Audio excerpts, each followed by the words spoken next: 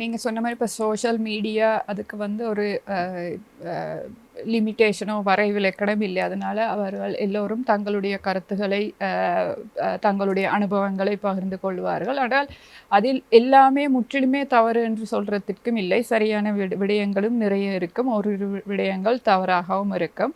ஆ நீங்க சொன்ன மாரி நானும் சில வேளைகளில் பார்ப்பேன். சில வேள் சொல்லுவார்கள், "நீரிழிவு நோய் இருந்தால் நீங்கள் மருந்துகளை பாவிக்க தேவையில்லை. மருந்து இல்லாமலேயே உங்களுக்கு அதை முற்றிலுமாக குணப்படுத்த முடியும்." என்ற மாதிரி சில வீடியோக்களும் நான் பார்த்திருக்கிறேன்.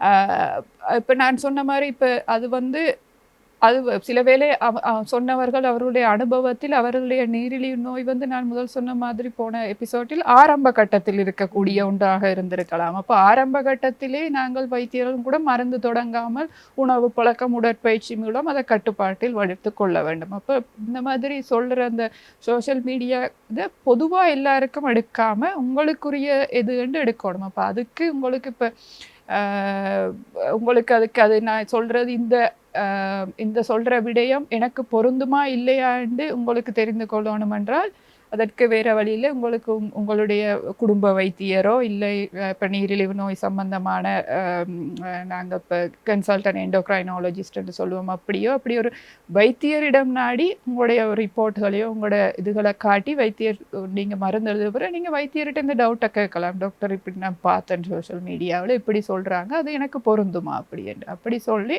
அது நீங்கள் எடுத்த விதயத்தை அப்படியே நீங்கள் அத பழகாமல், ஒரு வைத்தியரிடமும் கலந்து ஆலோசித்து, அவர்கள் இப்ப உங்களுக்கு குடும்ப வைத்தியர் இருப்பார்கள். இல்லாட்டி இது சம்பந்தமான ஸ்பெஷலிஸ்ட் அண்மையில் உள்ள ஒரு வைத்தியர் இருப்பாரு. அவரிடம் கலந்து ஆலோசித்து, அதுக்கு பிறகு அது உங்களுக்கு பொருந்துமா இல்லையான்னு நீங்கள் பார்த்துக் கொள்ளலாம். அப்ப நான் சொல்லப்போது எல்லாமே பொ ச பொய் என்றும் சொல்ல முடியாது.